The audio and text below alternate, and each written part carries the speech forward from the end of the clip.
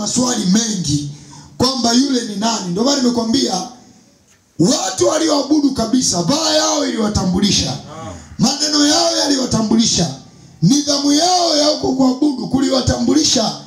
Unasikia watu wanasema kwamba walipoona ujasiri wa Petro na Yohana wakajua kwamba hawa walikuwa pamoja na Yesu. Bwana asifiwe. Amen. Au unasikia kwamba hata ilipokuwa saa 9 saa kusali, huyu anayeandika ni Luka, si kana kwamba yeye alikuweko, anaandika maisha waliokuwa anaishi Petro na Yohana. Yeye akwepo, anaandika kitabu cha Matendo ya Mitume. Luka anaandika, ukumbuke Luka, nikusomee Luka moja hapa. Luka hakuwa mwanafunzi wa Yesu. Luka alikuwa daktari na hakuwa mwanafunzi wa Yesu, ila Luka alikuja kuokoka nyakati za Paulo. Na kilichokuwepo ni kwamba baada ya Luka kuwa anaambatana na Paulo, kwa sababu ndo aliandika pia kitabu cha Matendo ya Mitume. Baada ya Luka kuwa anaambatana na Paulo, Paulo alikuwa anasumbuliwa sana na wafalme kuhusiana na habari za Yesu anayemtangaza. Luka akalazimika aanze kufanya utafiti kuhusiana na habari za huyo Yesu ili aziandike kumpelekea mfalme ili ajue Yesu anayehubiriwa na Paulo ni upi. Bwana asifiwe. Ukisoma hii Luka 1 anasema, kwa kuwa watu wengi wametia mikono kutunga kwa taratibu habari za mambo yale yaliyotimizwa katikati yetu, kama tulivyohadithia, kama walivyotuhadithia. Bwana asifiwe.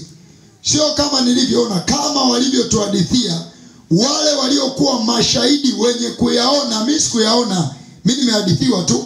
Wenye kuyaona na watumishi wa lile neno tokea mwanzo. Nimeona vema mimi nami, kwa kuwa nimejitafutia usahihi wa mambo hayo tangu mwanzo, kukuandikia kwa taratibu, Teofilo mtukufu, upate kujua hakika ya mambo yale uliofundishwa. Bwana asifiwe. Ujue Teofilo mtukufu alikuwa anaandikiwa, kuna vitu alifundishwa ila alikuwa havijui kwa ukamilifu. Luka alilazimika vitafiti, yeye amesimuliwa tu akwepo. Bwana asifiwe. Kwa mambo yote aliyoandika Luka kwenye injili yake ni mambo ya utafiti, ni mambo ya kuuliza waliokuweko. Lakini pia kwenye Matendo ya Mitume pale mwanzoni, Luka pale hakuwa ameokoka, aliuliza tu habari za maisha, kwamba hata ilipotimia siku ya Pentekoste walikuwamo. Sio tulikuwa, walikuwa wao. Walikuwamo wote kwenye nyumba, wanaomba, wanafanya hiki. Baadaye sana ndio Luka anaweza kaandika kule mbele, Paulo aliazimu kwenda kwa mguu, sisi tulipanda merikebu. Paulo alifanya hivi, sisi tulikuwa, manake kule mbele ndio Luka alikuweko. Yesu asifiwe. Sasa ukiona mpaka Luka katika kutafiti kwake, ukiendelea huko kwenye Matendo ya Mitume tena naanza na hili mpendo Teofilo, nimekuandikia tena katika kitabu cha mwanzo naliandika hii Matendo ya Mitume 1. Mara nyingi mistari ya kwanza vitabu huwa inaelezea hicho kitabu kimekuaje kiko hapo. Matendo ya Mitume 1 mstari wa kwanza. Kitabu kile cha kwanza ambacho ndio cha Luka, na alikiandika Teofilo katika habari ya mambo yale yote aliyoanza Yesu kufanya. Manake huu ni muendelezo. Yale ni yale aliyoanza Yesu kufanya baada ya yeye kuondoka, kufufuka, ili kwaje ndio naendeleza. Katika habari ya mambo yote aliyoanza Yesu kufanya na kufundisha, hata siku ile alipochukuliwa juu, alipokuwa amekwisha kuwaagiza kwa Roho Mtakatifu wale mitume, kwa Roho Mtakatifu wale mitume aliowachagua, wale aliowadhihirishia nafsi yake kwa dalili nyingi baada ya kuteswa kwake, ya kwamba yu hai. Aliwatokea muda wa siku 40 na kuyanena mambo yaliyohusu ufalme wa Mungu. Hata alipokuwa amekutana nao, aliwaagiza wasitoke Yerusalemu, bali waingoje ahadi ya Baba, ambayo mlisikia habari zake kwangu, ya kwamba Yohana alibatiza kwa maji, bali ninyi mtabatizwa katika Roho Mtakatifu baada ya siku hizi chache.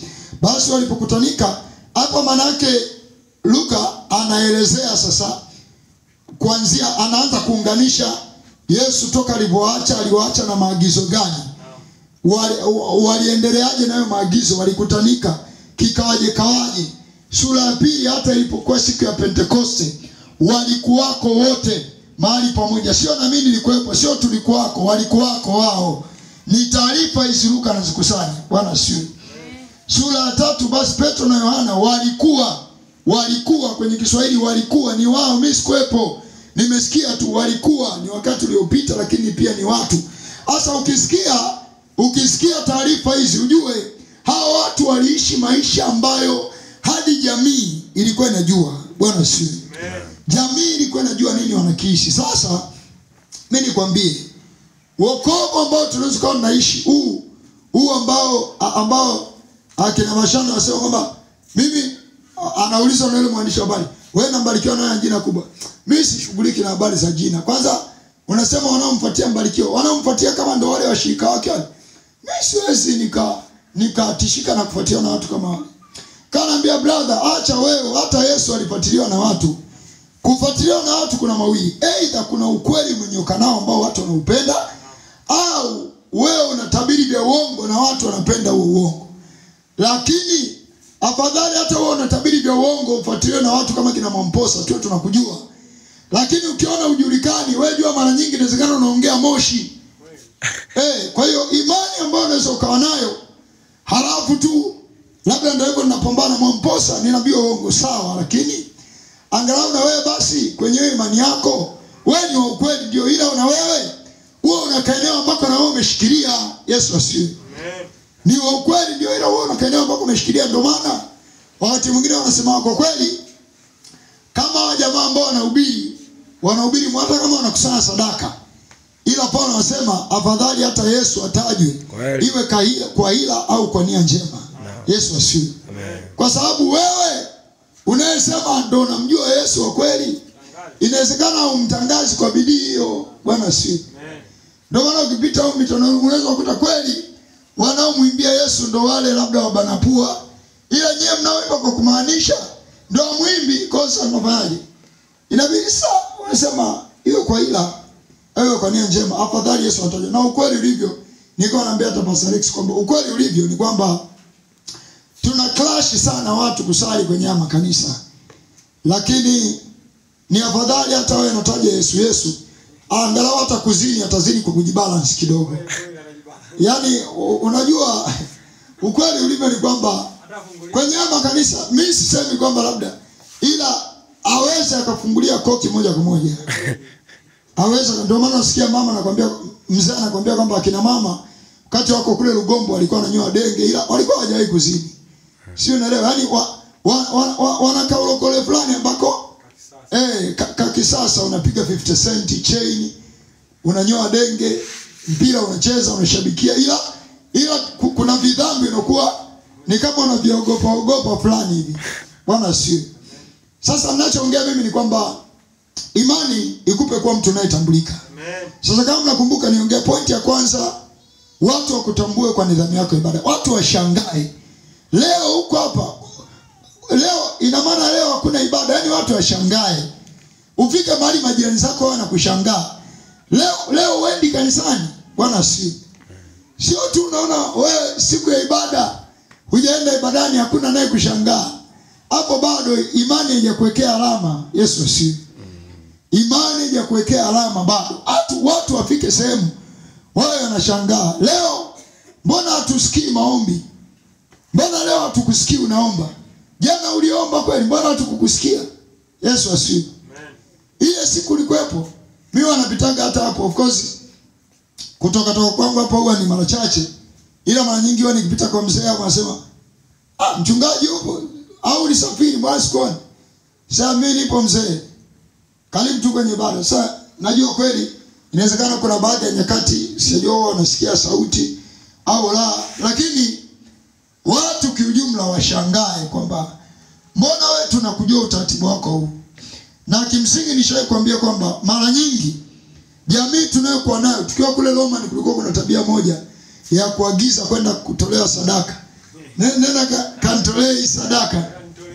Utamtoleaga hii sadaka. Sasa kimsingi ni kwamba ukiona jamii nakuuliza kwa nini hujaenda kanisani, nikwambia kwamba kwanza imani lazima tukue, tupige mahali ambapo kama ni mtaa wako wao wanasema kabisa kwa kweli tulikuwa tunakagwa kabla hujaanza kuomba. Lakini haya maombi na wao wanajua mtumishi akisafiri pana umana hapa. Yaani wao wanakubembeleza mtumishi. Tuishi usiende kukaa muda mrefu mtumishi, kwa sababu hapa hali wewe inabadilika. Bwana asiye. Amen. Yaani kama ni mtu wako, ndio maana nilikuwa namwambia Madomi kwamba sasa mtumishi, hapa cha kufanya wewe pale nyumbani pageuze kuwa madhabahu. Yaani pale usio unaishia tu kuomba maombi ambayo ili uwe mzima. Huo unawasha fire pale, wewe unajua kuna wingu linafunika pale. Hadi majirani wanaosema kilikuwa kilinge cha wachawi, basi wao wanaona kuna moto fulani uko pale. Amen. Na ninasema huo moto hata kwenye maombi, yani hata kama hujaambiwa kuwa kuna nguvu imeshuka, ila tu kuna maombi wewe ukiomba, unakuwa na uhakika mwingi sana kwamba kwa hapa hata waje, yani hata waje, hata sitashughulika kuwakemea, ni kile nilichokifanya tu kitashughulika nao. Bwana si. Sasa mwisho yote ninachoongea ni kwamba jamii yako iwe na kujua. Nilikuwa nazungumzia jamii inaweza kukushangaa. Kwani hujaenda kanisani? Kama ile jamii kweli wewe unajua maombi yako wewe yanawafanya walale kwa utulivu. Siku usipoomba lazima ijiulize. Leo mtumishi hatujamsikia anaomba. Leo inawezekana vikaumana huko. Kama hatujamsikia anaomba mtumishi, hali wewe inabadilika. Bwana asifiwe. Amen. Sasa hiyo yote kwa nini? Kwa sababu imani, kubeba imani kinakuwa ni kitu kitamu endapo kwanza hata wewe mwenyewe unatembea nacho kibabe. Bwana asifiwe. Imani tu kutembea nayo umejificha mahali, hata kumtangaza Yesu wako unaogopa, yani kinakuwa ni kama kitu fulani cha siri. Mimi siku moja tulienda Mbagala na Dickson, nikahubiri, nikapiga kujichua, nikapiga picha za uchi. Nilipomaliza nikaona vijana bado wananicheki. Nikazima speaker, nikawafuata sasa. Live. Sasa brother, mnafikiria nini kuhusu kuokoka? Sasa mmoja akawa anamsakizia sana mwenzake. Mwambie huyo ndo mpiga punyeto maarufu huyo. Nikamwambia kwani wewe umeokoka? Ni habari za kuokoka sizitaki. Yaani achana habari za kuokoka. Nikamwambia sasa sikia, unafikiri wewe maisha unaishi ndio analaya? Sasa pale hadi baadaye yule jamaa akakeleka sana. Nishakwambia mimi habari za kuokoka, achana na mimi. Nikamwambia wewe nachojua hayo maisha utachakaa tu. Hasa jamaa akasema, hivi nyie mnapotutishia kwamba utapata magonjwa, wanaopata magonjwa ni wanaozini tu. Kwani wasiozini hawapati magonjwa? Acheni kututisha bwana. Lakini mwisho yote ni kwamba unajua kwenye mazingira yale kumfesi tu mfilisi mahali, yani umehubiri na speaker. Ndio maana wengi hata ukihubiri na speaker ukimaliza tu haraka sana tu unachomoka mahali na unaenda sasa amna ngoja wafilisi. Sasa hiyo alikuwa anasikiliza, walikuwa wasikilizi. Ngoja nikawakabili saa moja sikia anasema mtumishi bwana, hayo uliyosema mtumishi ya kweli, lakini sasa mtumishi anasema sasa kama ya kweli mimi hapa nawahubiria nguvu inaweza kuwatoa hapo. Bwana sio. Amen. Sasa nimekwambia uwe na nidhamu ya ibada ambayo hadi jamii yako isipokuona kwenye nidhamu ijiulize, wewe inakwaje hujaenda kwenye mkesha? Mimi nikwambie ukweli ulivyo ni kwamba ni vitu vya kusikitisha sana eti kusikia kama mzee juzi sio itangaza mfungo. Jana kuna watu hawajaja kwenye ibada ya usiku. Kisa mzee aliwaambia wafunge masaa 24. Unakuwa umeokoka wokovu gani? Bwana sio. Yaani unakuwa umeokoka wokovu gani? Ibada kabisa inaendelea, yani wewe umelala nyumbani na una amani zote kabisa. Una amani zote kabisa, yani kabisa. Sijajua ndio hivyo mzee anavyosema dhamiri zimekufa. Ila anajiuliza, zinakuwa zimekufa hadi wapi? Kwa sababu mimi hata kama huwa inatokea kweli, inatokea siku nyingine dharura, labda maombi hapa yameanza ni saa 2, mimi kuna kitu bado sikimalizia, ila na kwa najiuliza kwa nini sipo kanisani? Kweli inawezekana hiki ninachotengeneza ni speaker imeharibika, ila najiuliza kwa nini nisingetengeneza muda ambao usiwe huu? Bwana sio. Amen. Lakini kile kitabu cha ukuta uko tu mahali umekula utulivu, ambao wewe unaamini umekula utulivu nyumbani, umelala si huko unaangalia kina Kasongo ya huko kwa kweli, kwa sababu zani kuna kulala hapo. Sasa Alex Pastor Alex huyo mwenye ulimwengu wake hata kina Kasongo hajui. Lakini kuna mnyama mmoja hivi sasa hivi wanamtania sana, anamuita Kasongo. Sasa kidogo tu kipita unashangaa. Huyu Kasongo sio anajiaminia nini? Anapita katikati ya siku. Hivi Kasongo bado anayatafutaga sana mambo, huyo anataka nini? Sasa nadhani ngiri yule wanamuita hilo jina. Kimsingi ni hivyo, lakini mwisho yote vitu kama hivyo vinakuwa vinakuharibu wewe, unajua au hujui. Yesu asifiwe. Amen.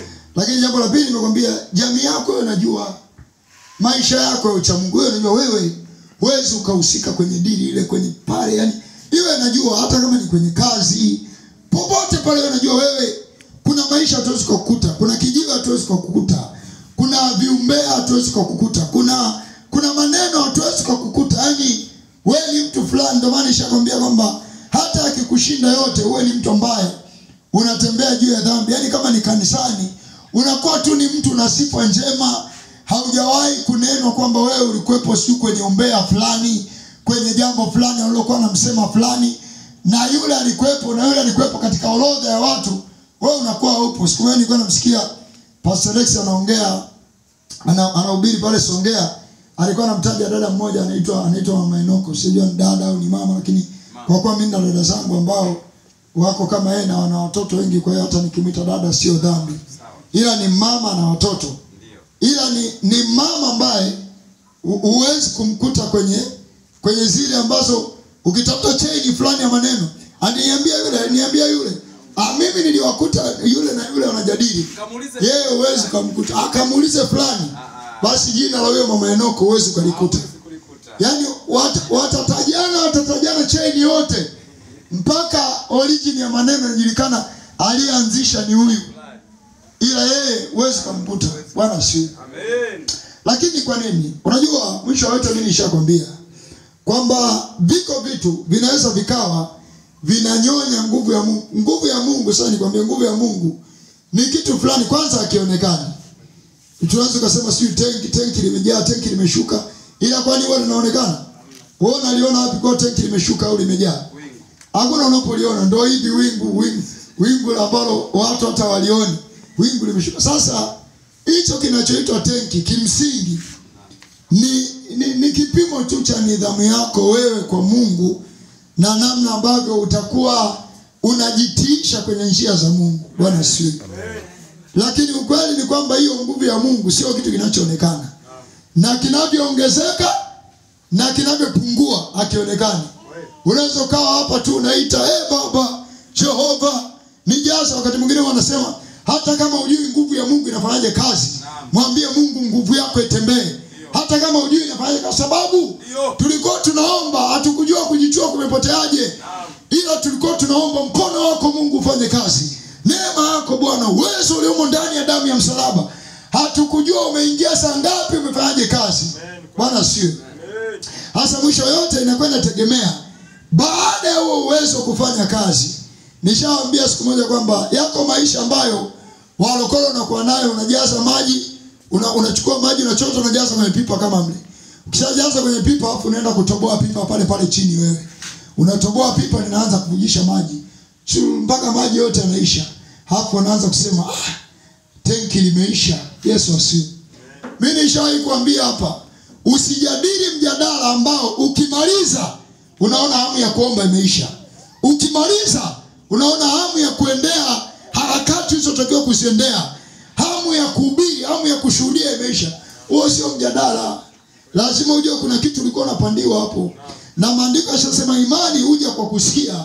Kuna vitu unaweza kuwa unasikia ukaamini tu, huyu ni koskazi mwenzangu, huyu tunavaa joo, anavaa joo ndio, analiroho gani ndani? Kwa sababu wale wenye mapepo hapa wapo. Bwana sio. Amina. Hasa ukisema kama ameniambia ndio mimi mwenye mapepo, jaza mwenyewe. Ila wewe jua tu kwamba mjadala wowote ambao mkimaliza kujadili wewe hauoni kiu zaidi ya kumsogelea Mungu. Wa mjadala achana nao. Ndio maana tunakwambia hata rafiki wa kuambatana naye ni rafiki ambaye kuwa naye karibu kitakuwa ni kitu ambacho daima mnachocheana. kwamba sisi hatutakiwi kuwa hapa. Bwana sio. Hasa vitu kama hivi vya nidhamu ya kiucha Mungu, walokole huko babani wanavipuza sana. Ndio maana unakuta kwenye kijiwe cha mpira wapo wanajadili maele. Ndio maana kiukweli ni watu fulani ambao ni dhaifu. Udhaifu walionao umetokana na uholela wa maisha. Amen. Kwa sababu tulishakwambia kwamba chochote kilicho cha thamani huwa kinalindwa, au cha gharama huwa kinalindwa. Wewe ukamkuta tu eti mtu anasema amechukua dhahabu ya bilioni 1 anatembea tu hivi. Hamna. Unakuta wanakuwa analindwa hadi na askari. Analindwa hadi na askari. Chenye thamani na idea kinalindwa. Na kwa kadri unavyoshindwa kukilinda kinashuka thamani. Nishakwambia hata ujenge nyumba nzuri ukapaka rangi nyeupe ikawa inang'aa. Alafu ile nyumba ukaacha watoto wao wanachora na mikaa hivi. Utashangaa sana ile nyumba. Watu wanakuja baada ya siku kadhaa wanashangaa, wewe ndio nyumba yenyewe uliyojenga. Bwana imechafuka sana. Yesu asifiwe. Sasa mwisho yote, kwanza mimi hiyo mijadala huwa naipinga kabisa, kwa sababu naonaga ni upagani. Mimi nimejitafakari kiwango gani kwamba sijapiga hatua. Yesu asifiwe. Au ni unaenda tu kutulia mahali kijiwe cha chai. Kijiweni kama mambo wanavyosema kwamba enzi hizo alikuwa akifanya kazi pale, wagonjwa wakipungua anaenda kutia story kwa mama ntilie kidogo. Sasa sijajua, kwa hiyo inakuwa tu nile ndio hivyo shoga yangu, yani na wewe sana umeokoka unatia story pale, ndio hivyo shoga yangu, sasa tufanyaje? Mimi nakuwa jiuliza hivi, ulokole gani unaokoka? Yesu asifiwe. Amen. Ndio ulokole kwenye briefcase. Kwa sababu mimi nakuwa jiuliza, kwa sababu mimi sio mwanamke, kwani kama mimi ningeitwa shoga yangu ingekuwa ifiti hivi? Wewe. Nakuwa jiuliza. Kwa sababu nitakuwa mimi wakati mwingine nasemaga Mungu. Mimi nasemaga Mungu mimi kiukweli. Yani sijajua, kwa sababu sasa mwingine anaweza kuchukulia ulizaliwa mwanaume bwana. Unajua nyewe wanaume sijui. Lakini mimi akiamba naamini nadhani tatizo sio hilo. Tatizo inaweza ikawa tu ni unaona nini. Amen. Kwa sababu tunaishi kwenye jamii ambayo hata vijana wenzetu wanatushangaa. Amen. Tukianza kuambia, tukawakomalia kwenye mada fulani, unashangaa vijana wanakuambia wewe mgonjwa wewe. Yaani wewe inabidi ukapimwe. Wewe una matatizo makubwa sana. Lakini kuna watu wanakuwa wanajua hapana, huyu sio mgonjwa, ila kuna kitu anaweza akawa anatafuta kitokee. Bwana asifiwe.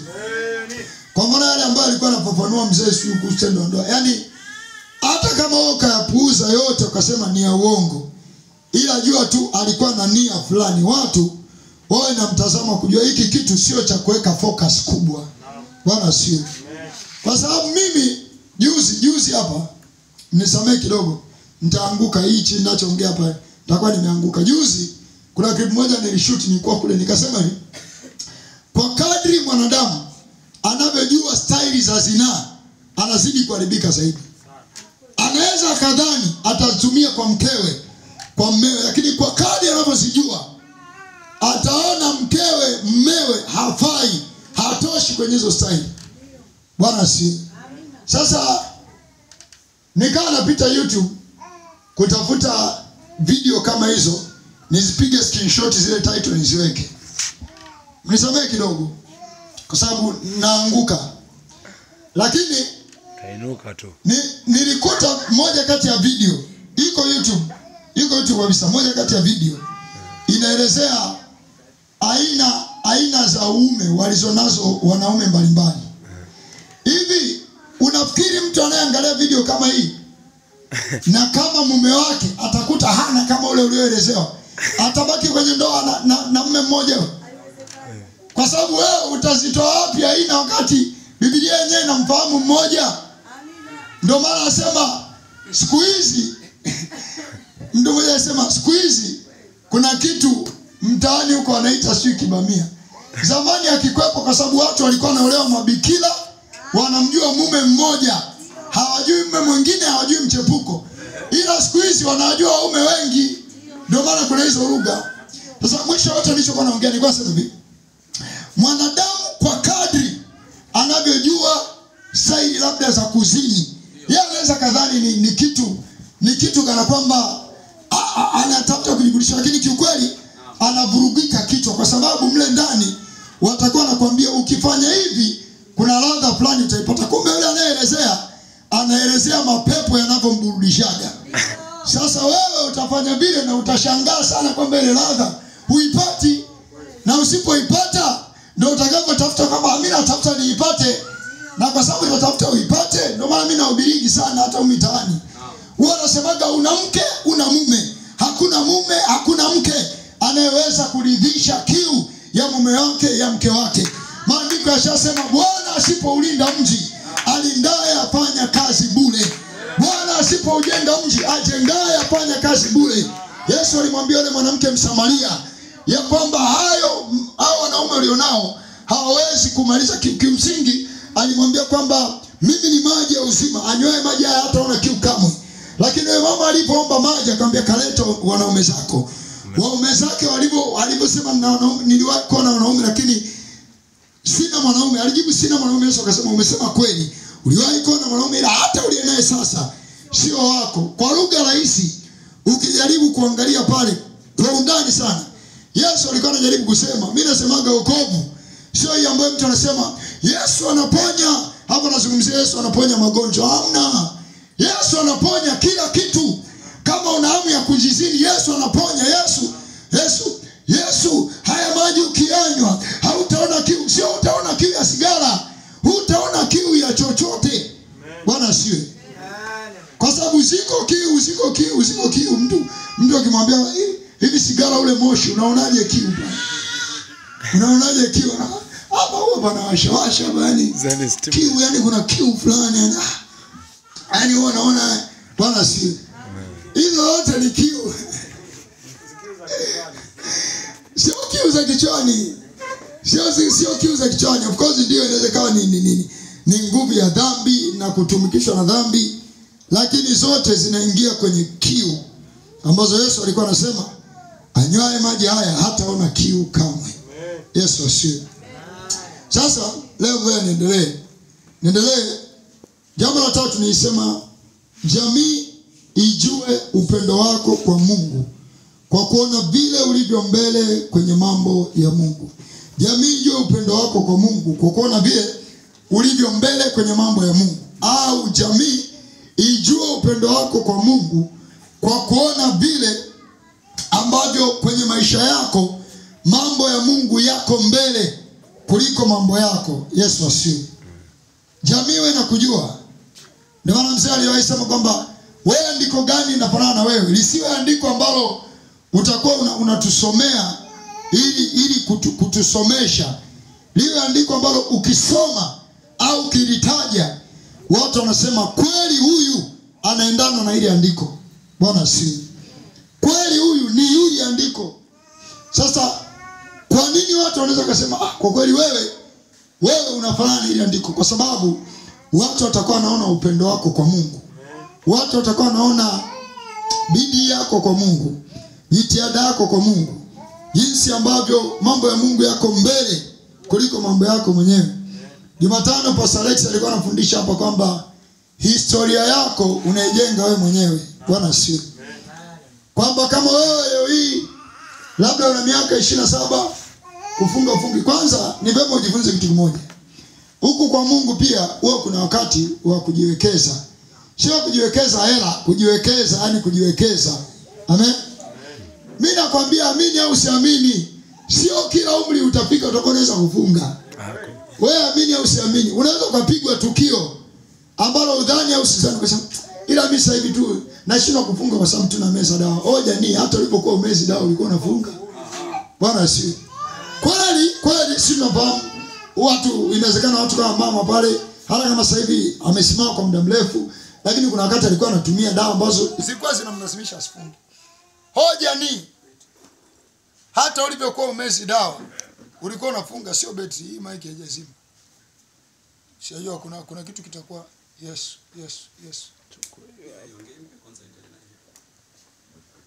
Sio shida ya mic. Hapo kwenye mix hapo kuna kitu kitakuwa.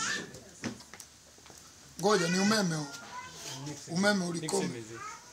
Ni umeme sio. Shindwa kufunga una changamoto. Ulivyokuwa una changamoto, ulikuwa unafunga. Yesu asifiwe. Amen. Hoja unakuta kwamba leo nasema leo kwa sababu nina changamoto, yani kwa kweli Bwana angenipa siku moja ya uzima, ningemtolea Bwana mwili wangu sadaka, ningefunga. Lakini hoja ni ulivyokuwa na uzima uliutumiaje? Bwana asifiwe. Amen. Uliutumiaje? Uliutumia kwa kiwango gani kumtafutia Mungu? Sasa mwisho wa siku hivi tulivyo ujana huu, wewe jua hautaendelea, utashangaa tu ndevu zinaongezeka, utashangaa tu uso unaanza kuzeeka, yani wewe unajua wewe hujui, ila yani wewe jua tu kwamba hautaendelea kuwa kijana hivi. Yesu asifiwe. Hautaendelea kuwa kijana, hautaendelea kuwa binti. Kwa swala ni kwamba kweli tutakuja tutaomba, sijui tutahubiri, lakini mwisho yote wewe kama wewe huo unajua kwamba mimi nataka niwe na maisha ambayo jamii itanijua kwa sura 1, 2, 3. Yesu asifiwe. Amen. Na niwahi kukwambia siku moja kwamba ishi maisha ambayo utaweka alama, au ishi maisha ambayo huo una alama ya kumpenda Mungu. Bwana asifiwe. Huo una alama ya kumpenda Mungu. Kwa maana gani? Hatukatai mtu kufanya kazi, hatukatai mtu kujishughulisha na mambo mbalimbali. Lakini dunia tulionayo, kwa mfano mimi wanaongea mara nyingi kwamba mimi nakumbuka wakati niko form 4 niliwahi kumuonga binti 10,000 mpaka leo inaniumaga. Sasa ile 10,000 mpaka leo inayoniuma. Yaani huwa nawaza sasa, semaga hivi, kama kweli nisingeokoka, nisingeonga nyingi, kwa nini mimi kutumia hela zangu sijui kununua kinanda au mixer nione ndo kama nimepata hasara? Hasa hiyo ni mimi. Amen. Ni mimi, na nimekwambia kwamba jamii tukisema imani au kuabudu kukufanya unatambulika, kuna vitu vingi vitakavyokufanya utambulike. Amen. Sasa katika vitu vitakavyokufanya utambulike, sijakwambia mambo ya Mungu kuyaweka mbele ni kutoa hela tu. Amen. Ndio maana inawezekana huwa tunaambiwa hapa hata kwenda kushuhudia mtaani, lakini wengine inawezekana wiki huwa inapita haujaenda kushuhudia popote. Kwa nini? Mambo yako mbele kuliko hivyo vya Mungu, na hivyo unaona ni kama ni ziada. Lakini tuangalie watu waliokuwa na mwendo mrefu, utawakuta ni kama maisha yao daima walikuwa nawaza Mungu. Nifanye nini? Sio wafanye nini cha hela. Kweli. Nifanye nini? Mungu hahitaji fedha, anahitaji moyo. Sio nifanye nini cha hela fulani. Nifanye nini? No. Sio kila kitu kinahitaji moyo. Sio kama hayo majani hapo mimi nimeona nakauka, nafikiria nianze kuyamwagia maji. Pawe tu, hata kama sio lazima tu pawe ndo pa Pentecost hadi watu wanaogopa kuja kambi ya kujikana. Hamna. Lakini vitu kama hivyo havihitaji fedha. Bwana si. Amen. Vinahitaji moyo wa mtu kuona kuna kitu kingetakiwa kufanyika. Amen. Amen. Kuna kitu kingetakiwa kufanyika. Lakini watu wanakuona. Bila shaka ushasikia zile kauli watu wanasema yule fulani anampenda Mungu. Bwana si. Unafikiri kwa nini wazi neno kwa wote sisi? Kwamba ni nyewe wote hapa mnampenda Mungu. Kwa nini wao wana pinpoint mtu fulani? Yaani kwamba yule fulani ana moyo wa kumpenda Mungu. Wao wanaona nini? Bwana si. Wao wanaona nini? Jitihada alionayo. Eti wao wanaona nini? Wewe hujawahi kusema kauli kama yule fulani ana moyo wa kumpenda Mungu sana. Yaani anampenda Mungu sana. Kwa nini? Wao wanaona nini? Bwana si. Mbele jitihada hizo nazo. Sasa mwisho yote ukweli ulivyo ni kwamba sisi hatukatai watu kufanya kazi, hatukatai watu kuwa na mali. Isipokuwa katika yote anayofanya mwisho wa siku anatafuta nini? Kwa sababu mimi nakwambia wewe ukubali ukatae. Wewe ukubali ukatae, wewe unapita humu duniani. Wewe unapita, hadi wewe unapita, vikusanye utaviacha. Kwa wewe unapita, sikwambii vitoe kanisani. Ila nimekwambia tu vikusanye, visake sana. Niona Mimi kwa kweli muda wa kushuhudia sijui kuwafanya watu wapige hatua yote. Mimi huo muda sina. Yaani na muda tu kwa mambo yangu. Wazi sake. Ila mwisho yote ukweli ulivyo. Atuhubiri haya ili kwamba tukufanye wewe uwe mvivu wa kazi. Hapana. Ndio maana tunasema kwamba utakatifu ni harakati. Yaani si kana kwamba tutakuwa mvivu wa kazi. Kazi utafanya, injili utahubiri, vya kushuhudia utashuhudia, vya kumuimarisha mtu utamuimarisha. Yaani kuomba utaomba, kila kitu watu watakuwa na kuona uko mstari wa mbele. Bwana asifiwe. Lakini pia bila shaka unaweza ukawa unajua ile ambayo wewe inaweza kuweka, lakini kwa sehemu kubwa hiyo ipo sana kwenye makanisa ya Kosikazi, sio kule kwingine, kwamba mtu anakuwa labda ana pesa nyingi au zinazoitwa nyingi, lakini watu hawazioni pesa moja kwa moja, wanaona wokovu. Bwana sio. Yaani kwamba pesa unazo, ila pamoja na kuwa na pesa watu wanaona moyo wako wewe wa wokovu, wanaona moyo wako wewe wa kutaka kuwa na wokovu. Bwana sio. Na hata wakati mwingine wewe mwenyewe ukisema hamna, wanaosifia kwa sababu tu wana hela, wewe mwenyewe tu unaona hata kama, ila anavyoomba na mimi ninavyoomba sio sawa. Yaani vyovyote vile unakuona kwa kweli ni kweli, lakini mbona anavyoomba na mimi ninavyoomba sio sawa. Bwana sio.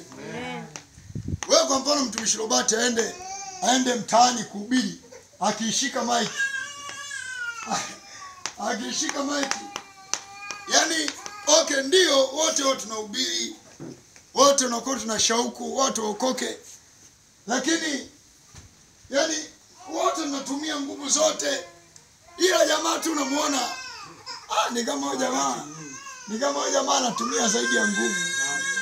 Yaani pamoja na kushika maiki, ila huko ndani sio atakuwa amemfungia nini. Bwana si.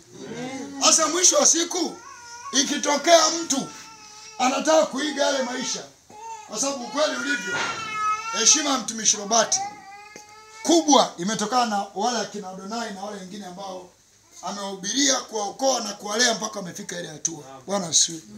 Watu ukiona pale Sido airport wapi wanamheshimu kama mchungaji, na ni kweli ni mchungaji kwa wale, kwa sababu si tu mchungaji kwa kuhubiria, anawalea na kuwagaramikia, kwa sababu mtu asimami tu kwa sababu umemhubiria. Ila mwisho yote, katika yote hayo, mtu akitaka kuiga hatua kama huyo, anasema hamna, yaani mnamtaja kwa sababu ana hela. Hamna, wezi sake sana wewe nazo. Uone kama tutakutaja. Bwana si. Ila ninachokisema ni kwamba kwenye maisha yako Mungu awe mbele kuliko vitu vyako, sio usivifanye. Ndio. Ila watu wanaona wewe unafanya kazi, unapiga sana kazi. Ndio. Kama mtumishi Robert anakuambia alipokuwa Dubai, Wahindi sio alimuingiza mashine gani na kuoshea meno, sasa baadaye akajikuta tu tayari mdomoni unaanza kutoka damu, mpaka baadaye maumivu makali, akachukuliwa na usingizi. Akakuta ni kama kuna mtu anakuja kumwambia huku ulikuja kufanya nini bwana? Kule Tanzania kule una kazi ya kuokoa walevi kule. Huku ulikuja kutafuta nini? Sasa hapo kuongea hawezi. Sema nikawa najitetea tu, nasema mimi nataka nikiokoa watu niwe pia na waimarisha, niwe nawapa chakula, niwe na watengenezea na kazi ya kufanya. Sio tu niwaokoe. Na haya anayokuambia sio alikuwa anaongea, yaani ni vitu alikuwa anajibu tu moyoni mwake, kwa ile sauti anayoona ni kama inamuuliza, ila yeye mwenyewe amepoteza ufahamu, ni sauti inamuuliza. Sasa ni kama ndio unavyosikia Sulemani alitokewa na Mungu katika ndoto, akaambiwa omba lolote utakalo, halafu akawa anajibu. Bwana siwe. Maana yake ni vitu vilivyokuwa kwenye ufahamu wa Sulemani always. Amen. Ni vitu ambavyo Sulemani alikuwa anaviwaza daima. Na ndio maana hata alipotokea kwenye ndoto, unaweza kusema alijibuje? Wewe kwani hujawahi kuota ndoto na ukaona unajibu kule kwenye ndoto? Bwana siwe. Lakini yale alikuwa anaongea kwa sababu ndizo zilikuwa tafakari zake. Kilichompeleka kule hazikuwa tu ni malengo ya biashara au kupata fedha. Bwana siwe. Na wakati mwingine hata mzee akiwa anaongea labda, brother, hela wewe umeweka mbele. Kwanza wewe unaelewa. Kuna wakati mwingine mzee anaweza kawa anamkosoa mtu sawa na hatua alionayo. Kwamba kwa hatua ulioko wewe usingetakiwa kuonekana kwenye jitihada kama, yani wewe utakiwa uwe mbele sana kwa vile nilivyokutazamia. Ila inawezekana wengi wetu hata hatua ile aliyoko hatujafika bado. Kwa hiyo kikao ukasema mzee anasemaga brother hela iko mbele sana. Wewe yani wewe hata kama hela haiko mbele, bali inawezekana hujafika. Bwana si. Au hujafika, inawezekana hakuna uliyemuokoa ambaye anasema bwana mimi fulani ndio aliyenishuhudia, amenigaramikia, nimekula vyakula vyake miaka na miaka, nimeimarika, nimeacha dhambi. Sasa hivi siwezi kurudi nyuma kwenye wokovu kwa sababu yote. Kama hakuna, wewe jua kwamba ukimwona yule anatajwa ni anatajwa kwa sababu ya kazi alizofanya. Amen. Bwana sio.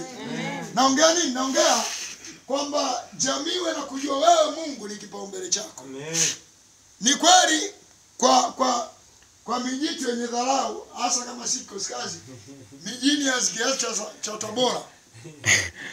Mijini ya kiasi cha Tabora kama si Kosikazi, haraka sana naweza kaambia yani ukiongelea kitu kama cha hatua mtumishi Robert, haraka sana itakwambia kwamba yani itakwenda kuambia kana kwamba yani ni kama hizo ni hatua ndogo sana, yani za chini sana. Bwana sio.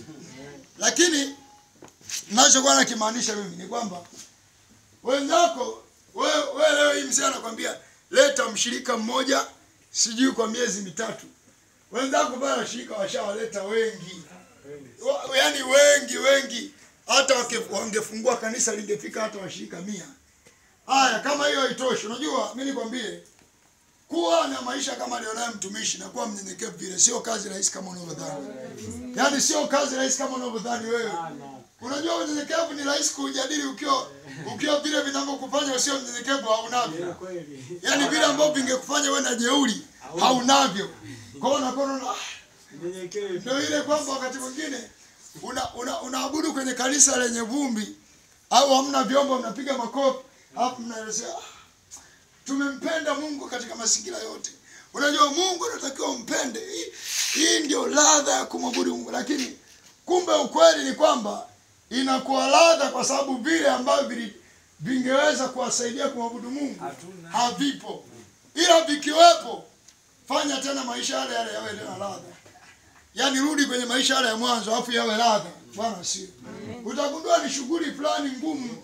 Sasa kitu ninachoongea hapa ni kwamba watu wanajua wewe Mungu. Sasa nilichokuwa nasema, nimekumbuka kwamba kwa majini ya viazi vya Tabora kama Kosikazi, ukimzungumzia mtumishi Robert unakuwa kama amna bwana huyo mzee anasema ile iko mbele. Ila jamii yote ya watu kama ukasema Sibe wapi wanamjua mtumishi, mambo ya Mungu yako mbele kuliko biashara zake. Wanamjua hivyo. Ila wewe tu kwa sababu ni kiasi cha Tabora na wewe yani hujataka kujua hatua yoyote wala hujataka kujua kuna mtu yuko mbele yako, yani wewe hapo ulipo wewe ndio umeshafika ndio level za level. Kwa mwisho yote mtu wa Mungu ni kwamba uwe na maisha ambayo hata jamii yako itakuwa inajua wewe unafanya biashara ila Mungu yuko mbele. Haya, niuliza Jumapili leo nauliza, mlio na ofisi nani mlisimama nje ya ofisi kuomba maombi na kufungua ofisi? Ni agizo. Haya, mlio na ofisi nani mlisimama? Siku ngapi? Ndani wapi unaambiwa fungua mlango wa ofisi yako. Halafu ombea pale nje. Mungu ninakushukuru kwa kuwa umetuamsha hai siku ya leo. Nakushukuru kwa kuwa mimi ni wale ambao tunakutegemea wewe. Umetulinda tumekuwa hai kwa namna kama hii. Hata kazi zinazofanya na zikabidhi mikononi mwako. Mungu naomba uzidi kuwa pamoja nami niweze kuwapokea labda wateja vizuri. Yaani ili mradi watu wajue wewe ni wale mnaotegemea Mungu, amtegemei ndondocha. Bwana asifiwe. Amen. Wewe ni wale mnaolitegemea jina la Mungu na amuoni haya kulitaja hata kwenye ofisi zenu. Hiyo hatua mliofika mmefika kwa uwezo wa Mungu, kwa neema ya Mungu. Bwana asifiwe. Lakini nishakwambia unaonaje huo mtihani ulivyo mgumu? Ila mtumishi wenzako wanaomba kila siku. Wanaomba, yani wanaomba. Sio mpaka kuagizwa. Wanaomba ni utamaduni. Mlango ukifunguliwa kabla hajapokea hata mteja, lazima waombe. Tena waombe kwa speaker na majirani wasikie. Fumbeni macho wote. Baba, tunakushukuru kwa sababu ya siku ile, yani kwa ujasiri kabisa. Yesu asifiwe. Amen. My dear, wewe jua na zenyewe ni level za kuokoka. Kwa sababu wengi wetu na wokovu ambao ni wa kujificha jificha nao. Ndio maana mzee alisema siku moja ataagiza, simama getini uanze kuhubiri. Geti ni kwako. Hata kama watu hawapo, anza kuhubiri getini au kwenye chumba ulichopanga, simama pale nje. Haleluya watu wa Mungu. Haleluya. Mimi ni wale ambao tunaamini kwamba maisha ni uwe na Mungu tu. Watu wanapita pale, ndio yeye mwenyewe anayekushangaa na kwa kwanza kusikiliza. Yaani mpaka anajiuliza kwamba inakuaje Bwana anahubiri bila watu. Bwana si. Lakini mwisho yote hapa nimeuliza, lakini kimsingi wale mlio na ofisi, ombeni ni maisha ya ucha Mungu. Yanakujengea sifa mwenyewe. Ndio maana nimekwambia jamii yako ijue wewe unampenda Mungu. Unajua kwa nini inaweza ikawa rahisi jambo fulani gumu likikukuta wewe kushawishiwa? Nenda kwa mganga fulani pale, unajua yule mganga na mzizi fulani unasaidia sana. Inakuwa rahisi kwa sababu watu wanakuwa kujua wewe ni wa Mungu, lakini ndio wale ambao kwa Mungu kidogo sio sana. Bwana sio. Amen. Ila ukiona wewe daima ni Mungu, Mungu, Mungu. Mungu, Mungu, Mungu. Mtu ameingizia kitu fulani cha kipagani, anambia hapana mtu wa Mungu. Hapana mtu wa Mungu. Hiyo unayosema hapana mtu wa Mungu, hiyo unayosema mtu wa Mungu. Mbona huyu bwana amejaa Mungu, Mungu, Mungu. Baadaye wanakuwa ni watu ambao wanajitenga na mimi. Hata hiyo ni wanafunzi wamekupigia simu. Halo? Shikao maraba. Habari yako? Salama tu, namshukuru Mungu. Sasa yani nishazoea ishakuwa hivyo. Au jema tu. Au nani salama tu, namshukuru Mungu. Lakini yeyote yule niwe naongea naye. Hadi mzee wangu mimi sasa hivi ashajua. Siku moja kwa anamwambia mjomba wangu mmoja anasema yule bwana sasa hivi ukikaa naye karibu yule atakuambukiza masuala ya Mungu wake. Sababu yule bwana sasa hivi kila muda tu Mungu, Mungu, yani ni Mungu, Mungu, Mungu. Sasa siku moja nikarudi pale nyumbani. Naam. 2018 nikawa naomba maombi kwenye chumba. Kumbuka wakati ule ilikuwa ni maombi ya kujifyatua yale ya kukinda chini yale. Basi palikuwa pana kinda. Mpaka anasema kwa kweli sasa hiyo nyumba kama itatoka ikiwa salama itakuwa ni kudra za Mwenyezi Mungu. Bwana asifiwe. Ila katika yote ninachosema watu wao wanajua kama kuna elimu, kama kuna watu wao wanajua wewe Mungu ni kipaumbele kuliko hiyo vitu vingine vyote. Watu wanajua. Kwa sababu mimi nikwambie, amini au usiamini, sawa usiodhani mambo yatakuja yatingane. Na washauri wao wanakuwa na nguvu sana kwa sababu ya lifestyle ulionayo. Bwana sio. Mara nyingi ukiwa na lifestyle ambayo haiwezi kufanya watu wajue wewe na Mungu ni damu. Watu wanakuwa wanajua huyu sisi tukimshawishi tu nenda kwa mganga fulani. Wakati huo sio kijini kule, mzee alikuwa anaenda kuchukua dawa kwa Kenya. Kwa kuna mganga anaitwa Kenya. Nenda tu kwa Kenya. Nenda kwa mganga fulani. Inakuwa rahisi sana wewe kukubaliana nao. Bwana sio. Ila watu wanakujua.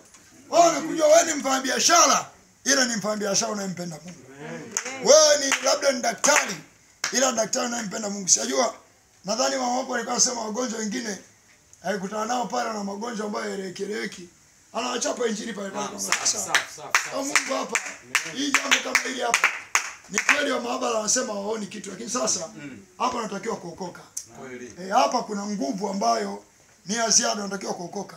Inawezekana tu sasa kwa sababu ya mazingira ofisini, unaweza kaanza kupiga pawa, kaanza kupasua vifaa vingine huko. Ukakuta kompyuta zimeanguka huko, hapo sasa ukajikuta huko kwenye shida nyingine, kwa sababu professionalism haiamini wewe kuchanganya vitu. Bwana sio. Matendo ya Mitume 6 mstari wa 3. Matendo ya Mitume 6 mstari wa 3. Matendo ya Mitume 6 mstari wa 3. Anasemaje? Basi ndugu, chagueni watu 7 miongoni mwenu. walioshuhudiwa kuwa wema, wenye kujawa na roho na hekima, ili tuweke juu ya jambo hili. Na sisi tutadumu katika kuomba na kulihudumia lile neno. Jina la Bwana libarikiwe. Basi ndugu, chagueni watu 7 miongoni mwenu walioshuhudiwa kuwa wema. Jina la Bwana libarikiwe. Walioshuhudiwa, sio wanaojisema kuwa wao ni wema. Walioshuhudiwa. Yaani kwa mfano, kuna mtu inawezekana hapa kanisani akawa anashuhudiwa kweli ni mwema. Sio amejisema, ni watu wanamshuhudia kuwa ni mwema. Wameona nidhamu yake, wameona uelekeo wake, yaani wameona namna mbalimbali za maisha yake. Na kimsingi nilikuwa nimeandika kitu kimoja kwamba huwezi kuweka mambo ya Mungu mbele kama uko tayari kupata hasara ya vitu vingi vya maisha yako binafsi. Amen. Kiona kama wanaenda kutembelea watu, sio wanaenda kuwatembelea, wanaenda kufanya nao ibada. Kweli wakati mwingine unaweza kaona kama hamna chochote kile, hamna lolote la maana wanalofanya. Lakini ukweli mtu kuendelea mbele anahitaji faraja. Amen. Anahitaji faraja namna moja nyingine, au anahitaji kupushiwa, anahitaji kusukumwa. Ni kweli kuna hatua akifika, yeye anaweza kawa tayari ana uwezo wa kuanza kuwasukuma hata wengine. Lakini kimsingi hivyo vyote unatoa hapo havikuwa hata na haja ya kutoa. Kuna nyaya unachomeka hapo. Kimsingi kuna hatua wanaweza kafika wakaendelea wao wenyewe. Sasa hapa maandiko yanasema chagueni watu 7 miongoni mwenu walioshuhudiwa kuwa wema, wenye kujawa na roho na hekima, ili tuwaweke juu ya jambo hili. Wameshuhudiwa kuwa wema, lakini pia wamejaa roho na hekima. Angalia kuna waya haja kipini hapo, chomeka nyuma hiyo receive. Kwa hiyo ukishasikia anasema wameshuhudiwa kuwa wema, wamejaa roho, hekima, sio kitu kilichoonekana ulimwengu wa roho. Bwana sio. Ni kitu ambacho watu walikiona. Na watu wasianze kuona tu kule wa nje. Watu waanze kuona kuanzia wa kanisani. Amen. Tuanze kuona kuanzia sisi. Yaani sio tu wale wa nje ndio labda wanakuona wewe ni kama sui umepiga hatua kubwa. Hapana, hadi sisi wa kanisani tuwe tunakuona kwamba kuna hatua umepiga. Kuna namna unatubariki. Watu kama usipokuwepo ibadani, tuwe tunajiuliza yuko wapi, sio kwa sababu tu wewe utakuwepo amna. Tunajiuliza ni kwamba huyu mtumishi huwa akiomba au akiimba au akifanya hiki anatubariki sana. Kwa hiyo ni vitu ambavyo jamii inatakiwa ikuone hapo. Jamii inatakiwa ikuone hapo. Chomeka hilo tundu la juu. Jamii inatakiwa ikuone kwenye hatua hiyo. Bwana sio. Sasa huku chini utamkuta anaelezewa Stefano. Amen. Anaelezewa Stefano. Stefano anapoelezewa, unaona kabisa kwamba sifa kama hizi ndizo ambazo mtu hasa alitakiwa kuwa nazo au kusemwa nazo au kuonekana nazo. Ukisoma mstari wa 8 utasikia anasema, na Stefano akijaa neema na uwezo wa Mungu. Hapa chini katika watu waliochagua, neno hili kapendeza machoni pa mkutano wote, wakamchagua Stefano, mtu aliyejaa imani na Roho Mtakatifu, na Filipo na Prokoro na wengine hao chana nao. Lakini unajiuliza hapa mbele, kwani hapa mbele alielezewa Stefano tu? Unajua inawezekana walichaguliwa watu 7 wanaoshuhudia, ila kuna wengine ni unachagua tu kwa sababu sasa hakuna kuchagua, unasema afadhali tu hata huyu angalau gurudumu naweza likaenda. Yesu asiwe. Lakini kimsingi haikutakiwa tuwe kwenye hatua za gurudumu naweza likaenda. Tulitakiwa kuwa kwenye hatua ya kuona huyu akikabidhiwa hii kazi ni ya uhakika. Na ndio maana Stefano pamoja na kukabidhiwa kazi ya kusimamia chakula, yeye alikuwa anajiona mimi sio level za kusimamia chakula mimi. Kwa hiyo inawezekana Stefano alikuwa chakula anasimamia na injili anaenda kuzipiga, anaenda kuzishuhudia. Amen. Ndio unaona kwamba hata ukiambiwa chagueni watu wanaoshuhudia kuwa wema, waliojaa roho, wenye hekima. Bwana siwe. Unajiuliza kwa nini hapa story ilishia tu ya Stefano? Hao wengine si aliyekumbuka Filipo tu. Filipo sasa sijajua Filipo kama ni yuko mbele. Huyu Filipo ni Filipo yule mwanafunzi wa Yesu au Filipo mwingine? Filipo. Ni Filipo. Hapa Yesu alipokuwa anasema kwamba chagueni watu, kwa sababu hapa asema kulikuwa kuna manunguniko wale wanafunzi, kwa sababu kulikuwa kuna tofauti ya lugha ya wanafunzi na tenashara, si ndio hivyo? Tenashara ndio wale 11 walioachwa. Wanafunzi sasa ni wale 120. Hata siku zile wanafunzi walipokuwa wakiongezeka hesabu yao, palikuwa na manunguniko ya Wayahudi wa Kiyunani juu ya Waebrania kwa sababu ya wajane wao waliosahauliwa katika huduma ya kila siku katika mambo ya tenki. Wale tenashara wakawaita jamii ya wanafunzi, wakasema tenashara wakaita jamii ya wanafunzi. Bwana asifiwe. Asa akili yangu mimi ninachokuwa nasema hapa ni kwamba tenashara waliita jamii ya wanafunzi. Maana yake waliowachagua hapa hawakuwa tenashara tena, walikuwa ni wanafunzi, kwamba ipendezi sisi tenashara kulihudumia neno la Mungu na kuhudumia mezani, si mambo ya tenki tuachie nyewe. Basi ndugu, chagueni watu 7 miongoni mwenu walioshuhudiwa kuwa wema, wenye kujawa roho na hekima, ili tuweke juu ya jambo hili. Na sisi tenashara, sababu anaweza wale tenashara wakawaita jamii ya wanafunzi. Kwa hiyo huyu Filipo sijajua kwa sababu Biblia haija clarify kama yule Filipo wa kule mbele ni upi, lakini kama kulikuwa kuna wanafunzi wa Yesu walikuwa wanaitwa Filipo, si ndio hivyo? Au mimi ndo nimekosea? Huyu Filipo anayetajwa hapa ndio yule wa mbele. Ndio yule wa mbele. Na mwanafunzi wa Yesu alishia wapi? Au hakuna mwanafunzi wa Yesu ambaye alikuwa anaitwa Filipo? Bwana asiwe. Naam.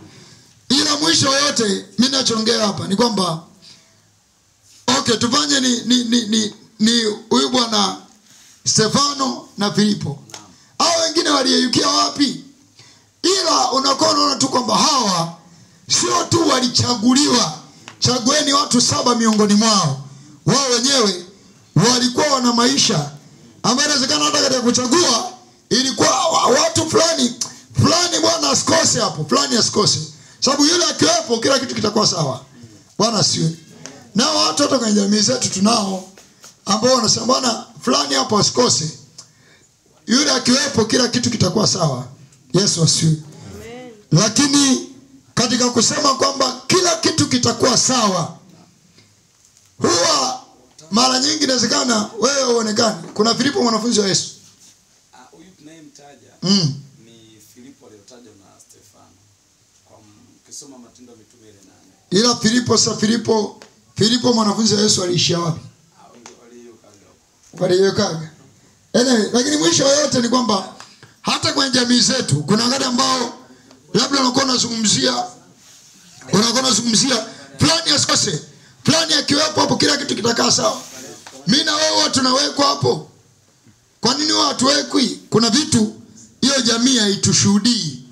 Kuna vitu hiyo jamii haivioni kwetu. Yesu asifiwe. Haivioni. Danieli 1 mstari wa 2. Danieli 1 mstari wa 2. Danieli 1:2 anasema. Anasemaje? Bwana akamtia Yehoyakim ndio mfalme wa Yuda. Ndio, sikuna maiki nyingine. Ndio. Bwana akamtia Yehoyakim ndio mfalme wa Yuda naam katika mkono wake, naam, pamoja na baadhi ya vyombo vya nyumba ya Mungu, ndio, naye akavichukua mpaka nchi ya Shinari, naam, mpaka nyumba ya Mungu wake, akavingiza vile vyombo katika nyumba ya hazina ya Mungu wake. Mfalme akamwambia Ashpenazi, naam, mkuu wa matowashi wake, naam, awalete baadhi ya wana wa Israeli, wa uzao wa kifalme, na wa uzao wa kiungwana, vijana wasio na mawaa, ndio sifa zao hizo, wazuri wa uso, wajuzi wa hekima, wenye wenye kufahamu elimu, werevu kwa sababu ya maarifa yao. Werevu kwa sababu ya maarifa yao. Ndio. Wenye kufahamu elimu. Naam. Watakaoweza kusimama katika nyumba ya mfalme. Katika nyumba ya mfalme. Naam. Tena alimwambia awafundishe elimu ya Wakaldayo. Naam. Na lugha yao. Ndio. Huyo mfalme aliwaagizia posho ya chakula. Naam. Cha mfalme na ya divai aliyokunywa. Akaagiza walishwe hivyo muda wa miaka 3. Jina la Bwana libarikiwe. Amen. Ishia kwanza hapo. Lakini kitu kimoja wao unajua hapa, kuna sifa alikuwa nayo akina Danieli ambayo Ashpenazi hakuwa ameokoka, ila aliiona. Aliagizwa akanitafutia vijana wa namna hii, na aliwaona sio katika ulimwengu wa roho. Aliiona. Ashpenazi hakuweko ulimwengu wa roho. Huyu wala sio Muisraeli huyu. Bwana sio. Sio Muisraeli huyu. Huyu ni mtu wa Babeli huko. Sasa unaona kwamba yako maisha labda mtu akiagizwa kanitafutie vijana 10 waliokoka wenye sifa. Anasemaje sifa zake hapa? Mstari 3. Mfalme akamwagiza Ashpenazi mkuu wa matoshi wake awalete baadhi ya wana wa Israeli. Mfalme Rais Samia anaagiza pale ikulu, hebu nenda kwenye makanisa ya kirokole huko, kazunguka huko katika waliookoka huko, hebu nenda kaniletee vijana hao wana wa Israeli, kaniletee vijana waliokoka. Wauzao kifalme wao wameokoka, wauzao kiungwana wao wangwana. Sababu wokovu mara nyingi hata ukishindwa kumfikisha mtu kwenye hatua makubwa, unamfanya tu kuwa muungwana. Hanywi pombe, halewi, havuti sigara, hawezi kazini na mkeo. Kwa hiyo ni mtu ambaye inakuwa ni uhakika sana kukaa naye nyumbani kwako. Wauzao ungwana. Lakini baada ya hapo vijana hawa wasiwe na mawaa. Hiyo mzee anasema kwamba unakuwa na utakatifu fulani hivi, zube sio zube, chizi sio chizi, kuna dhambi unazitengenazo. Wasiwe na mawaa, yaani wawe na utakatifu fulani, lakini wazuri wa uso, ila wao wajuzi wa hekima. Uelevu, kumbuke wajuzi wa hekima. Hekima inaonekana kwa yale unayofanya na yale unayoongea. Bwana asifiwe. Hata tu kawaida mtu akwambia huyu fulani ana hekima, ni yale unayofanya na yale unayoongea. Maamuzi unayofanya. Nasema hekima ina tofauti kidogo na busara. Busara inaweza kana inatafuta kutatua jambo leo, hata kama kesho inaweza ikawa shida. Busara yani ina kama kakipande ka unafiki. Ila hekima yenyewe inapasua. Hekima haiogopi kulifanya jambo lionekane kana kwamba leo limeharibika, ila litatuliwe milele. Amen. Yani hekima inaamini kupita kwenye njia ambayo ina suluhisho la kudumu. Sasa nasema wajuzi wa hekima, uelevu kwa sababu ya maarifa yao. Maarifa sio kitu cha rohoni, ni kitu kinachoonekana. Bwana siwe. Ni uelevu kwa sababu ya maarifa yao. Sio uelevu kwa sababu tu vitu vimejaa katika ulimwengu wa roho. Uelevu kwa sababu ya maarifa yao. Yaani tukisema uelevu kwa sababu ya maarifa yao, sheria nitumie lugha gani? Kwa mfano, leo hii mimi wakati najiunga Koskazi, haya mambo ya siasa, sijui sheria nini, nilikuwa yote siyajui.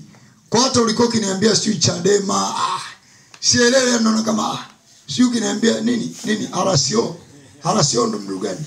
Sielewi. Hata ukiniambia tumewahi kusoma shule, tushaisoma shule RCO, sijawahi. Sio RCO, RPC, unashangaa sijui RTO, ndo watu gani hao, mbona sielewi? Alafu unaenda unakutana na mzee anakushangaa, wewe ndo msomi wa chuo mjue RCO? Sema hivyo vitu shule havipo hivyo. Bwana sio. Sasa uelevu kwa sababu ya maarifa yao ni kwamba kuna wakati unafika unaanza kutafiti. Anaitwa jasusi ni nani? Usalama wa taifa ni nani? Usalama wa taifa ana kazi gani? Jasusi ana kazi gani? Anafanyaje hizo kazi? RTO ni nani? RCO ni nani? Polisi anaongozwa na sheria gani? Yaani unaendelea kuongeza maarifa, ila unaendelea kuwa muelevu. Ni uelevu unaotokana na maarifa. Maarifa yale umeyatoa kwenye vitu mbalimbali. Kumbuke Danieli kule mbele anasema Danieli kwa sababu ya kuvisoma vitabu akafahamu hesabu ya miaka. Unajua Danieli sio tu alianza pale, ilikuwa ni tabia yake. Unajua kuanza kusoma vitabu ukiwa mtu mkubwa ni jambo gumu sana. Mara nyingi wanaosomaga vitabu ni wale ambao Yaani washajitengenezea hiyo kacha, ni tabia yao. Wanasomanga wenyewe, wanasoma. Ndio maana naambia mtu kama Pastor Mongosi, yeye kumkuta anaangalia video si YouTube, TikTok wapi ni kazi ngumu. Ila utamkuta na madocument kwenye simu anayasomaga tu. Yaani yeye vya kusoma yeye ndo anaelewa.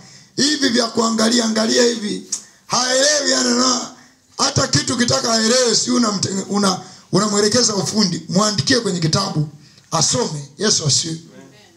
Kwa uelevu kwa sababu ya maarifa yao. Sio maarifa ambayo labda walishushiwa. Ni maarifa ambayo waliyatafuta, lakini baadaye yalionekana. Ashpenazi aliyaonaje? Kama sio yeye aliyaona, alienda kuulizia. Bwana si. Swali ni kwa mfano wenye kufahamu elimu watakaweza kusimama, hasa wenye kufahamu elimu tuachana nayo sana kwa sababu ya tafsiri ya elimu. Kimsingi mfalme alikuwa anahitaji watu watakaoweza kuleta faida kwenye ufalme wake. Amen.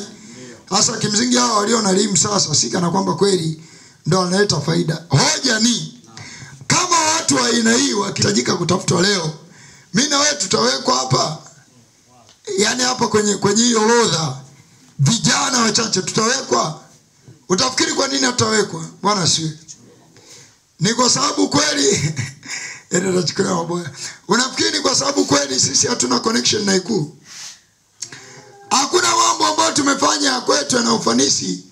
Kwa sababu sawa, unaweza kusema unajua sijui serikali inapendelea inawaita tu akina maboya. Ni sawa, hakuna shida.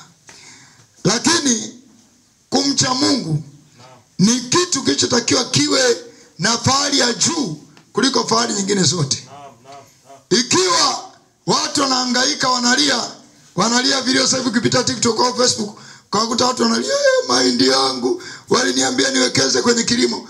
Ikiwa wewe ungeweza kuwa na neno linaloshusha mvua pale, lazima kuna mahali, hata kama ungeshusha mvua kwenye hicho kijiji isingejulikana, siku nyingine ungeshusha sehemu nyingine. Siku nyingine baadaye watu wangeanza kujadili. Kuna bwana mmoja mahindi yetu mwaka mmoja alikuwa anataka kukauka, alishusha kitu hapa. Tumtafute yule bwana. Bwana sio.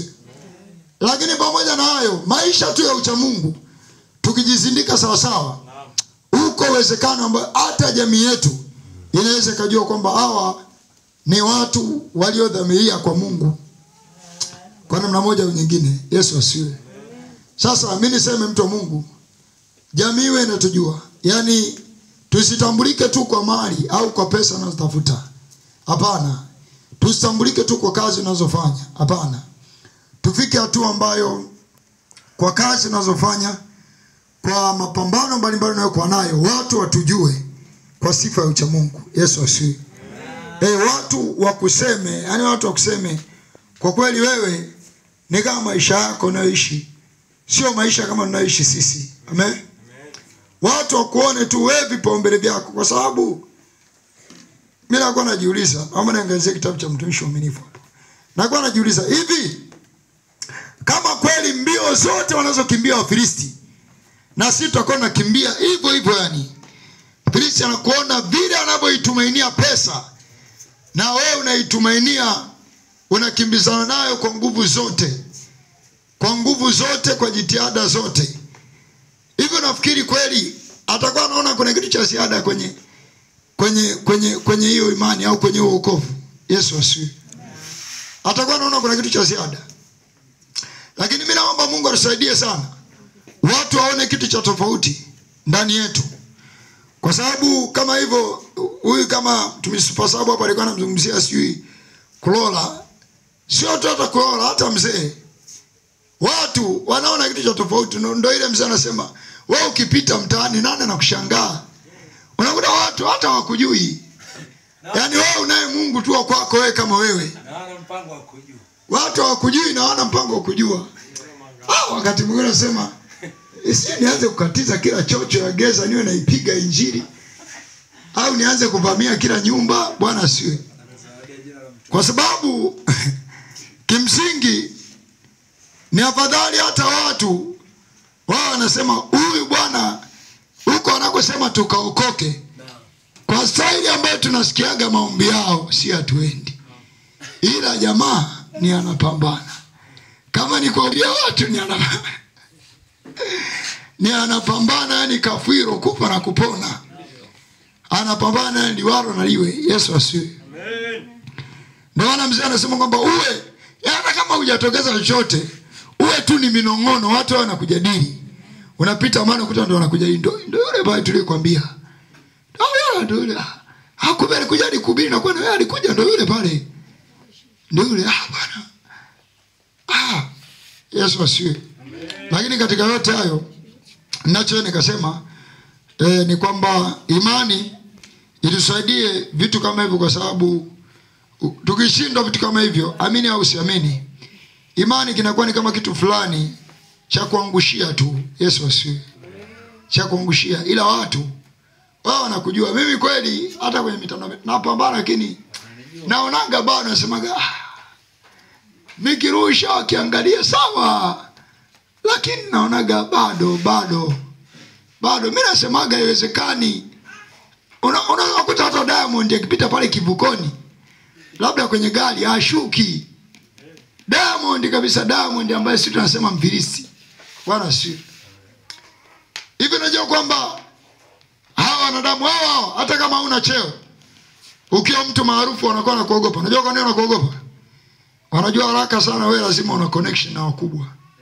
Kwa hiyo wanakuwa wanajua wewe, yani tukiendelea tu kukalisha hapa, wewe unaweza ukapiga simu wewe, kwa sababu watu ambao wanajua wewe mtu tuliwahi kumuona mahali fulani, tuliwahi kumuona. Simaanishi kwamba tuende kwenye majukwaa labda kuwasifia viongozi, hapana.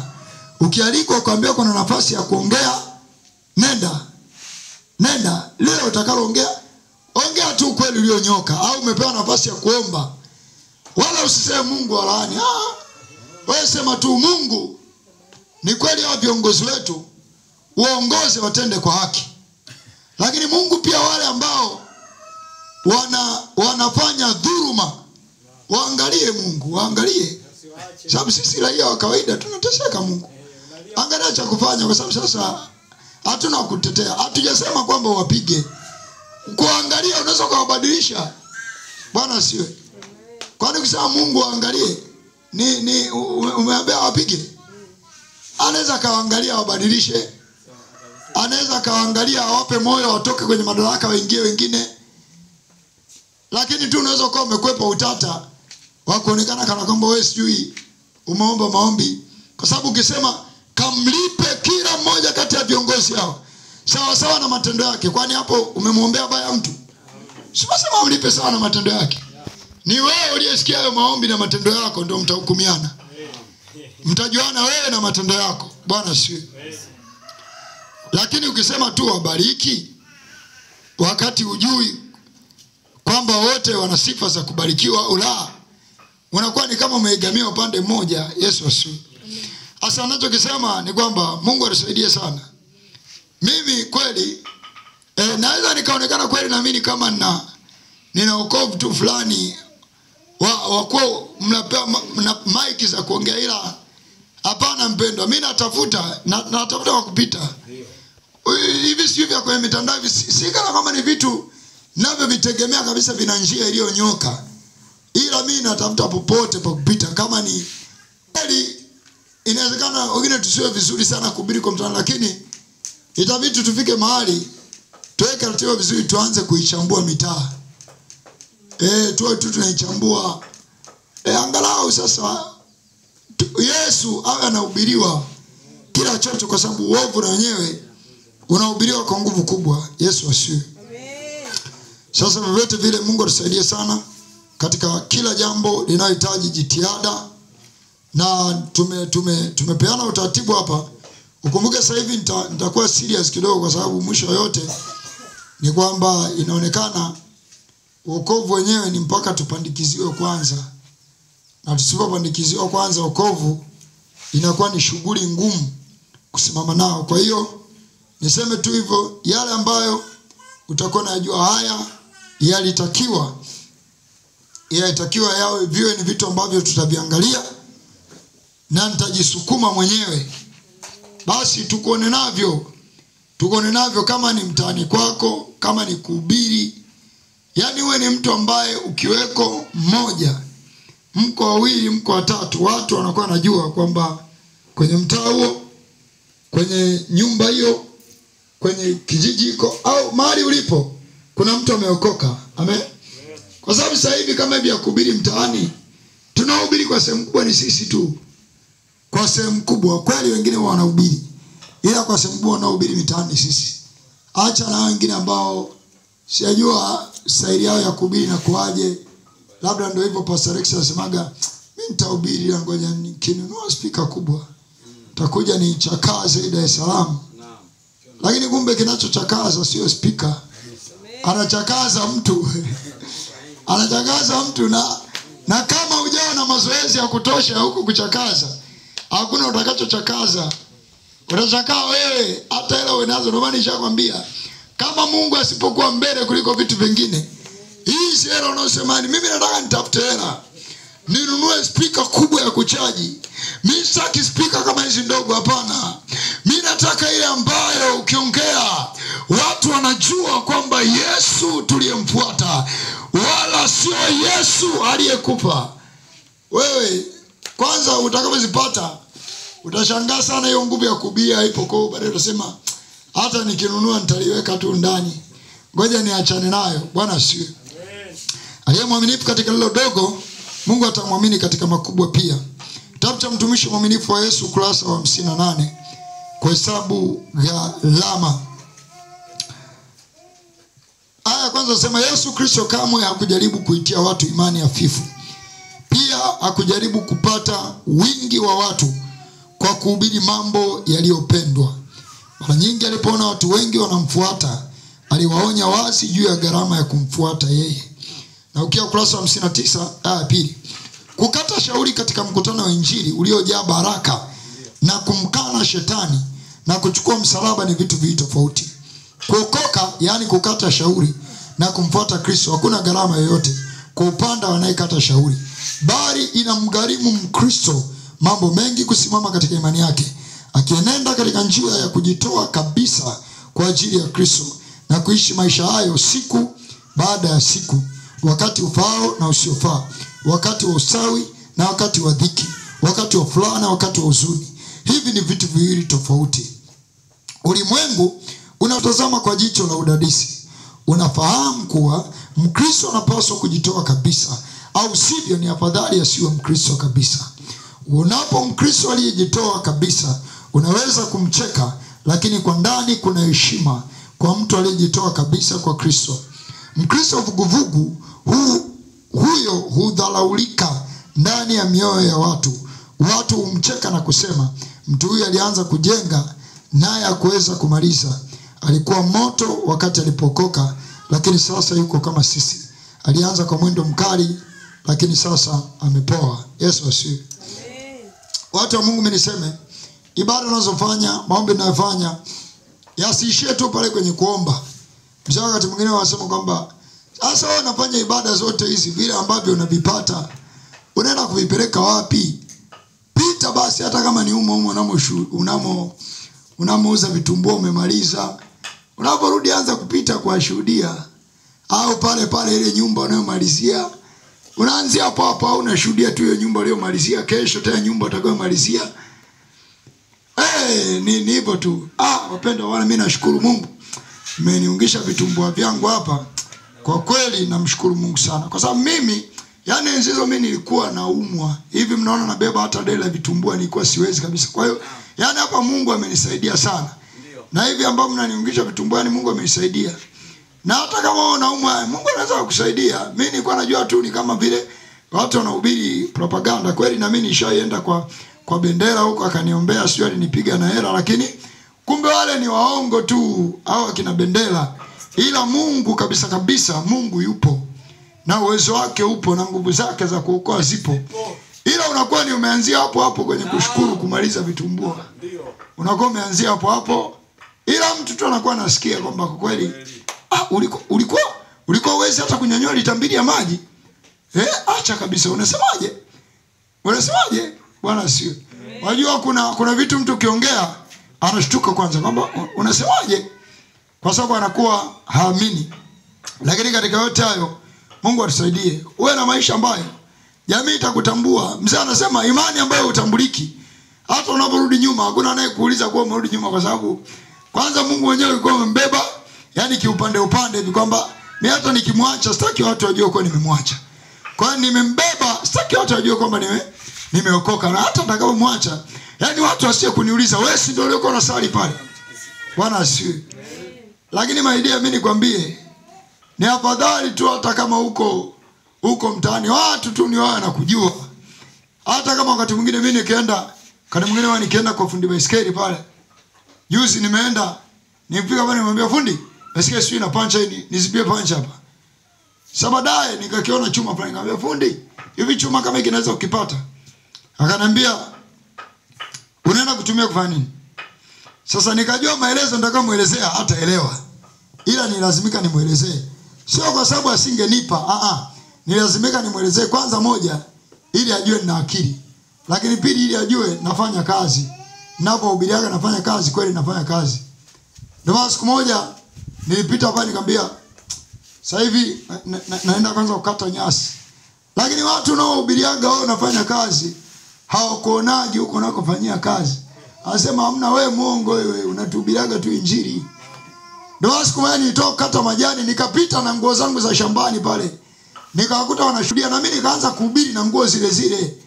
Nikamwambia nahubiri na hizi ili mwe mnajua ninapoambia nafanya kazi. Hizi sio show off. Siku nyingine mkiniona napita nimevaa hizi mwe najua naenda kufanya kazi. Hizi sio maonyesho. Bwana sio. Lakini mwisho yote baada hata nilipomuelezea yule fundi kwamba hiki chuma na kitumia kuna mahali inakuwa na, kwanza nilipomtajia tu mbegu za uyoga akaanza kushangaa. Mbegu za uyoga? Hiyo bwana sayansi nyingine hiyo. Nikamwambia hivyo vitu watu tunafanya. Hivyo vitu watu tunafanya. Na hiyo ndo maana ya kuokoka. Kuokoka ni chanzo cha maarifa kumcha Bwana. Bwana asifiwe. Na usicheke. Usicheke kwa sababu unajua mtu unampigia popote pale. Unampigia popote pale ambapo yeye ajui hiyo mbegu inatengenezwaje. Ndio hapo unaanza kana kwamba wewe ndio mtaalamu kweli. Kumcha Bwana ni chanzo cha maarifa. Unacheka nini? Kwa mpole, mimi nimwambia fundi uyoga wangu bado. Kwa hiyo ukikomaa hapa mimi nakuletea. Mbona unacheka? Unacheka unampigia watu wanatania. Watu tuko serious, simama juu. Simama juu kwa dakika chache. Mwambie Mungu katika haya niliyosikia, nipe kwa nidhamu, nipe kwa na maisha ambayo kila mtu kwenye jamii yangu atajua mimi ninakucha wewe. Kama nitatakiwa kushuhudia habari zako, nitatakiwa kusema maisha yangu, ushuhuda wangu, niwe ni mtu ambaye jamii yote iwe najua hawa ni miongoni mwa wale wanaompenda Mungu sana. Hawawezi kupatikana kwenye ushuhuda wa namna moja mbili tatu, kwa sababu hawa ni wale ambao tegemeo lao ni Mungu, utana wao ni Mungu, kuendelea kwao ni Mungu. Katika damu ya Yesu Kristo aliye hai, Baba baraka na neema, Baba baraka na neema, Baba baraka na neema, Baba baraka na neema. Katika damu ya Yesu, katika damu ya Yesu, katika damu ya Yesu, katika damu ya Yesu, katika damu ya Yesu, katika damu ya Yesu, katika damu ya Yesu. Baba msaliai, Baba msaliai, Baba msaliai, Baba msaliai, Baba msaliai, Baba msaliai, Baba msaliai, Baba msaliai, Baba msaliai, Baba msaliai, Baba msaliai, Baba msaliai, Baba msaliai, Baba msaliai. Baba nisaidie, hata kama ujui anawasaidia watu, anawasaidia watu. Mwambie tu Baba nisaidie, inua sauti yako, mwambie Baba nisaidie, mwambie Baba nisaidie, nikupende, nionekane katika nidhamu ya kukupenda, ya kukupenda, ya kukupenda. Kama nifungue ofisi yangu, nitaje jina lako, nitaje jina lako, jamii jua mimi ni wale, mimi ni wale inaonitegemea jina lako, jina lako, jina lako. Nikapenda wote, unaona inagusa maisha